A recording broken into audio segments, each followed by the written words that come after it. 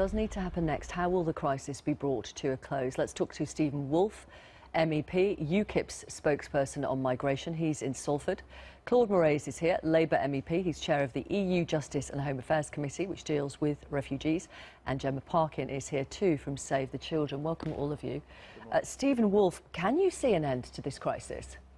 Unfortunately not, whilst we have war in Syria, whilst we have the disruption of ISIS or Daesh in Iraq, and whilst we still have the problems in Lebanon. But also bear in mind the economic problems that are running through northern to southern Africa.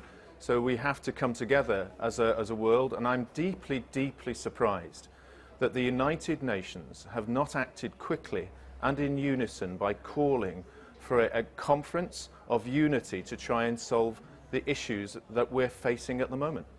Do you think people would listen even if the UN did do that?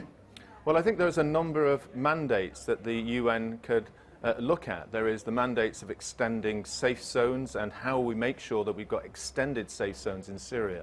I think there's the way that we have to come together to find a solution to the competing interests around Syria, from the Turkish to the Saudi Arabians to the Israelis, and of course those who wanted regime change in the first place, and involving Russia and China in this as well. Only then will we be able to solve some of these issues that we're facing now. Claude Moraes, what do you think needs to happen next? Well, for Syria, I mean, that's a whole other planet. I mean, there's a big schism between Russia, the United States, and I was glad that the government is now addressing that. John Kerry was there. But let's be clear about that. I mean, Syria is shredded. It's a shredded country. So even if we now have the diplomatic stuff going on, you've got a refugee crisis. You've got a refugee crisis there in the neighbouring states, and you've got one in the European Union. So even if we have that solution, we've got a problem. And it's a problem which, you know, is bigger than the 1990s, the former Yugoslavia, and we need to solve that problem.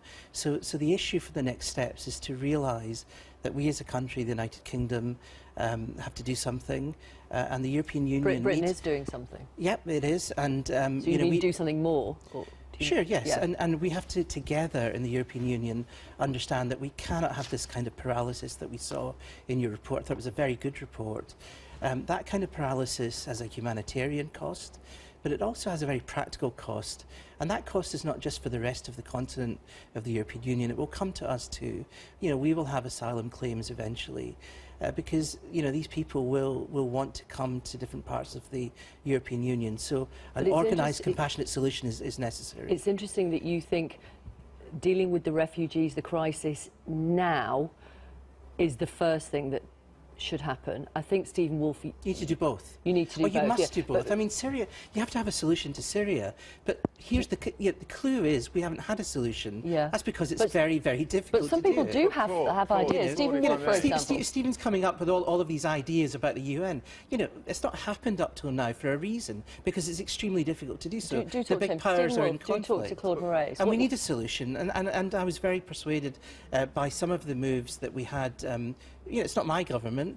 The Conservative government and John Kerry, that's got to happen. It's got to happen fast. But Claude, if we don't do something now, you know fully well from the United Nations that there is over 1 million people on the borders of Turkey to Libya, that there are 59 million people who are in a sense of displacement, that this problem will continue. And if we put our heads in the sand and just say it's a European Union, I can't accept it's a European Union problem on its own. Look at the Middle East. The Middle Eastern countries are not doing their fair share. They're not even doing anything in Saudi Arabia or the Middle East. Do you not think they should be involved? You're conflating two things. You want to have a foreign policy discussion and a refugee discussion. There are two things happening. You've got to solve the Syria issue, because that's the source, and I'm glad you admit that there are many Syrian refugees, and we have to solve the crisis in Europe. People are suffering. It's a humanitarian crisis. It's also a practical crisis for Europe. Okay, I want to ask Stephen Woolfe, in terms of Syria, what would you do? Well, in terms of Syria, I believe, and this is not my party's policy, it's a similar thing to what Boris Johnson mentioned in the Mail article today, and what John Kerry has been talking about from the United States. And that is that we should be doing two things. First of all, we should be considering extending the safe zone, and if necessary, across northern Syria, along with Lebanon. and actually making sure that the UN comes together so that there is a place of safety and where they can rebuild their lives. And I think also there must now be consideration about how you deal with Assad. He's not a morally acceptable man. But just as we've had to do deals with people like the Russians in terms of Stalin during the Second World War, then we may have to deal with that so that we can get rid of Daesh and get rid of the other organisations that are causing the misery to 4/5 of the Syrian country. Okay, so in a way, support President Assad in his role as For a President short of term. Syria. For a short term. Okay, and Claude Moraes, your solution to the refugee and migrant crisis? Well, there are two broad solutions here. First of all, I mean, Stephen is right. There's got to be a solution in Syria. The country is, of course, shredded, but there has to be a solution so people will eventually be able to go back. And do you agree with that the West supports President Assad in the short term? No, I mean, Stephen's analysis, he's got his own analysis, but I think we need to get together and find an analysis to Syria. I think it's far more complex than what Stephen has just set out, but we need to have a solution. I think some of his ideas are legitimate.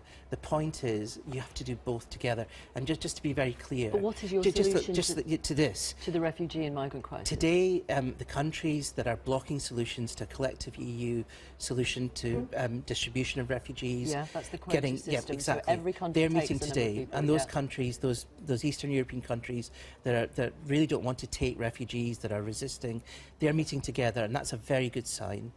Then you'll get the council meeting on Wednesday, and they have to get their act together. It really is last chance saloon for them, and I think they are really willing, and I sense that, to make sure we have the beginnings of a solution. I mean, this kind of paralysis is just not good enough for the European Union.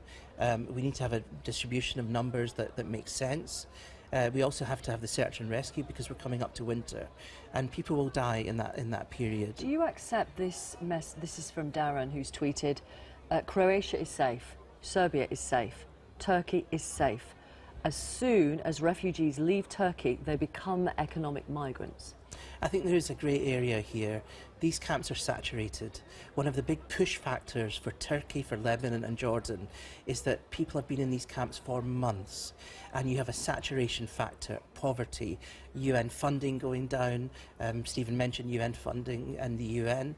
And that is the problem. Even though we are, as a government, giving huge amounts of aid, the fact is people are being pushed from these camps. Smugglers, of course, are working to help facilitate that. It's not just the magnet of Germany, as everyone is saying.